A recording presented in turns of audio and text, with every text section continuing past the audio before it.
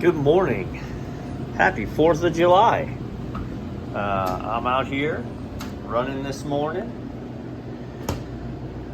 Alright, so this is a water-cooled soft serve unit that they said was leaking from underneath yesterday. So I got here this morning and they've got it cleaned out. This location's pretty great.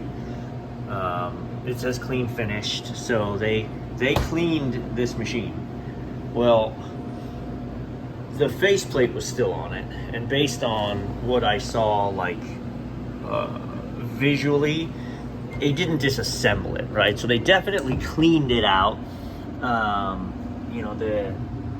They flushed through the system, I can tell, because it's nice and clean, the hoses. But you can't, just as a matter of training, if you empty one of these machines and just leave it empty and you didn't dismantle it, because I would bet this morning they weren't going to come in, and they knew I was coming, but I wasn't here to clean this machine. I was just here to find the leak. The problem is I have to fire it up, right? I have to fill it before I can get the water system to run before I can find the leak. Kind of. So I need to fill this machine. Well, I was not going to fill an empty machine, air, right? Even just with sanitizer and then milk, based on what I saw on that head. If you pull a machine apart, if you rinse a machine and don't pull it apart, this is still what you got, right?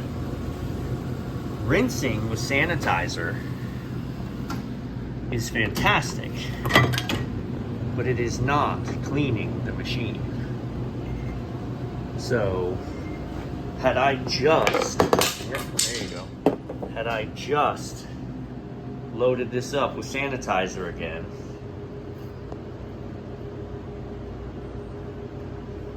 yeah.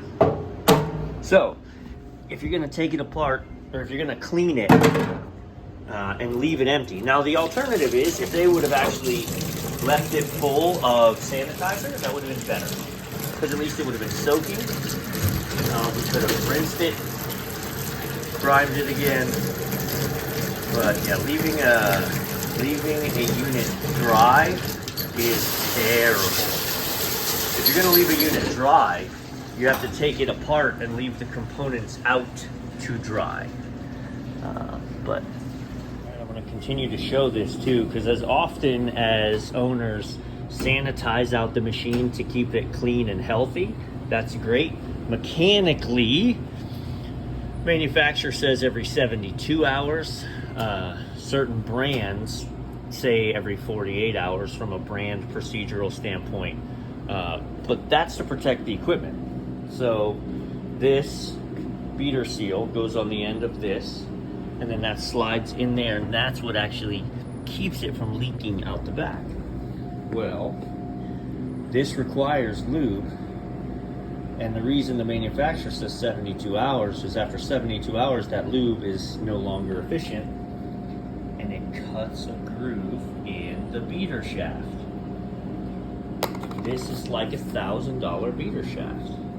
And so for not taking this apart as frequently as you get, it's supposed to live here. And now what happened is it's moved to that point, and it's going to start to struggle to seal. The Band-Aid to buy you time is to take another gasket and stick it there, and then put this against it, and that helps seal it up a little better. But we're just going to roll with it. This is how it was. So once this leaks, what happens is that leaks and it fills a little trough in the bottom, and then it comes out here. So you know it's leaking if you're lucky. All right, it's easy to get ahead of yourself, and I did a little bit. What I am confident is in my conversation with the owner, and he sent me a video, and he said barrel, because we go 1, 2, 3, 4, 5, 6. He said barrels 3 and 4 machine is leaking. And he sent me a video looking under, and you could see water dripping. It wasn't pouring, but it was dripping for sure. And I said, is that the water-cooled system? It would have to be, because there's no way that a remote condensing system could be leaking because there's no water.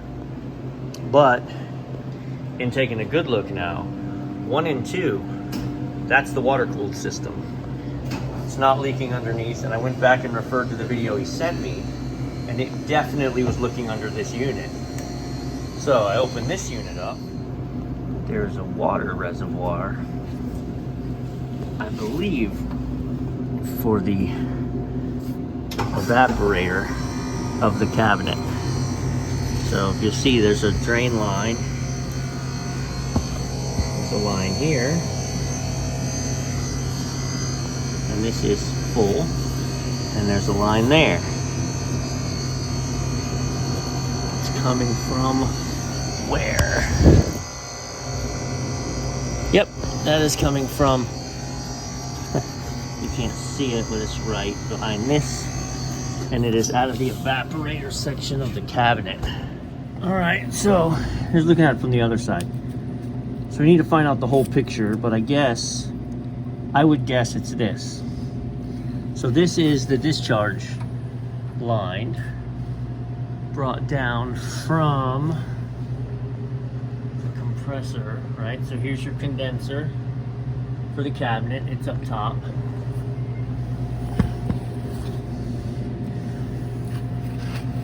So it's using a combination of the fan. Let's see, no Schrader, that's no good.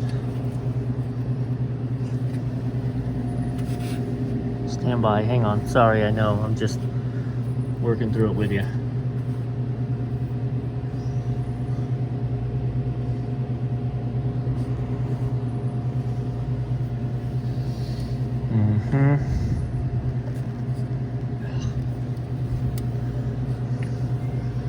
Yeah, that's definitely the one. Sorry, I'm just confirming. I was wondering if it didn't steal the line from the barrel, and if they had a barrel shut off, that would have been a problem. But negative. So this doesn't have a drain, it just has an overflow on that far side. And that seems to be where it was leaking from.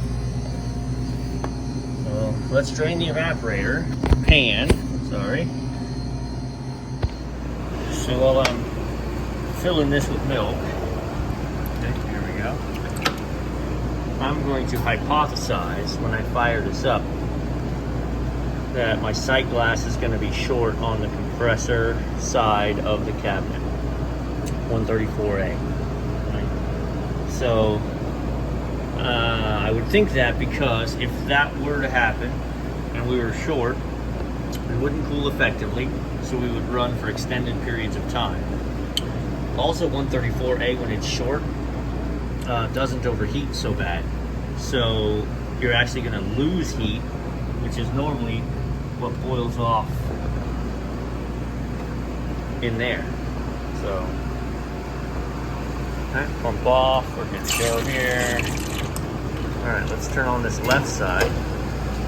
That's gonna bring the cabinet on. Also, when that shuts,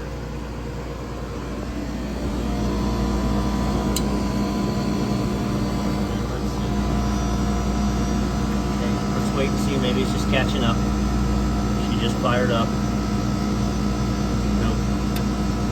So that makes sense.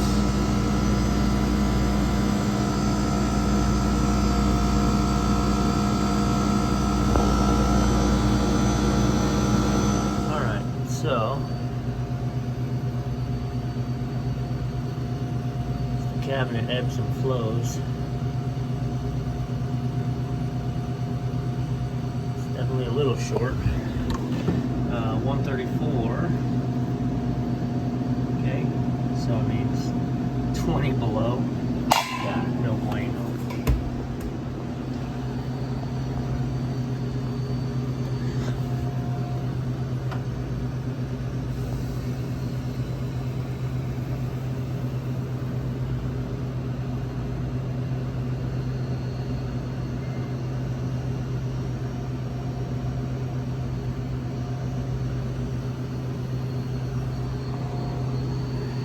she's running. She seems clear. But I'll tell you, pressures haven't bumped up a whole lot. We're at 0 now.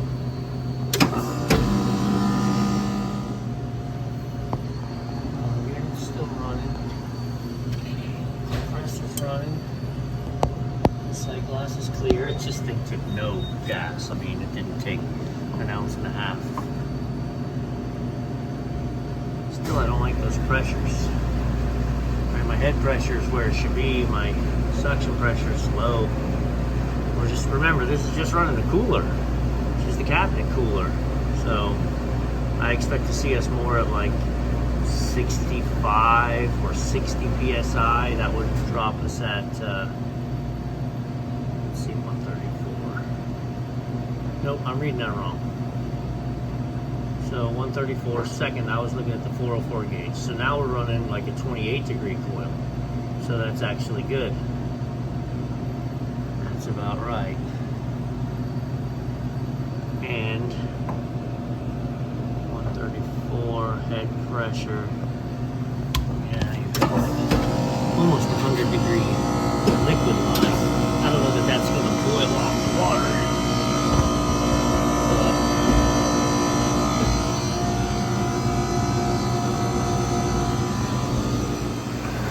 This little hallway with the ice cream machines is definitely warm.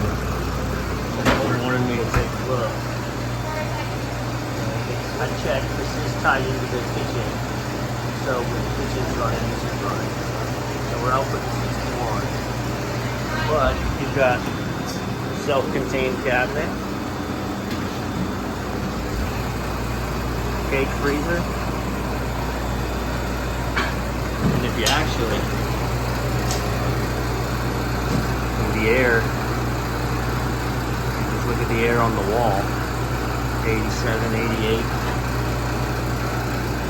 This is a self-contained buddy, so she's putting hot air out behind her. It's definitely fighting a losing battle. Cleaner. I'm not using any cleaner. All I'm doing is running volumes of water into this coil, because the heat coming off of this fan is unbelievable. You can't see through the coil because it's shot. But look,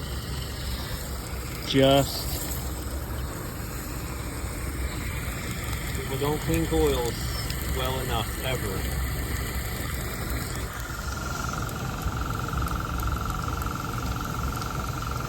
These are old camera lines, by the way.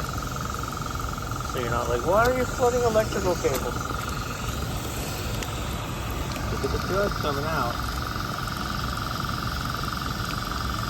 from me just doing that.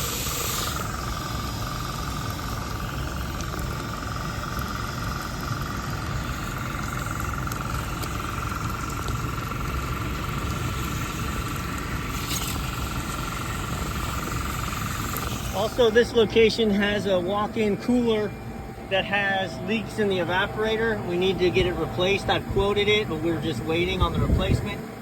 I haven't looked at the paperwork, but I bet it's been at least 6 months. But here's our sight glass.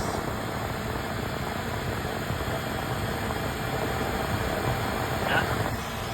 So I talked with the owner. We're gonna gas it up again. That cooler satisfied the moment I started to fill it up, so I got to go downstairs and open the door. But I want to explain the concept here. Obviously this is very cold now because I have water on the coil. This was blazing hot air, which is the heat rejection coming off of the Freon in the coils. Well, you saw how much crap I was getting out of these coils. So once the water burns off and then the hot refrigerant levels it out, this will definitely get warm again. Right now it's cold, but the more we reduce the pressure, the more heat we reject outside. The lower the temperature, the lower the pressure, right? Everything's related. So lower pressure leaves here, runs to the TXV, TXV chokes it down. You can achieve better temperatures, better pressures by making sure you've got the proper heat rejection. All right, we're getting real close. I weighed the bottle downstairs. I'm going to weigh it again. That way I know what we used.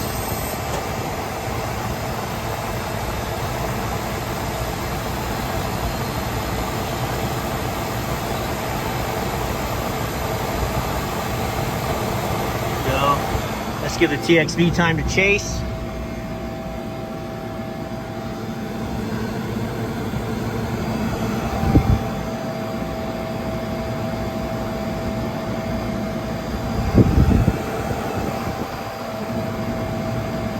I know the videos are going to be kind of scattered today. I'm just shooting them. I got a really interesting one when we leave here with an exhaust hood system. And we have to make a diverter for the makeup air. Yeah, we're clear now.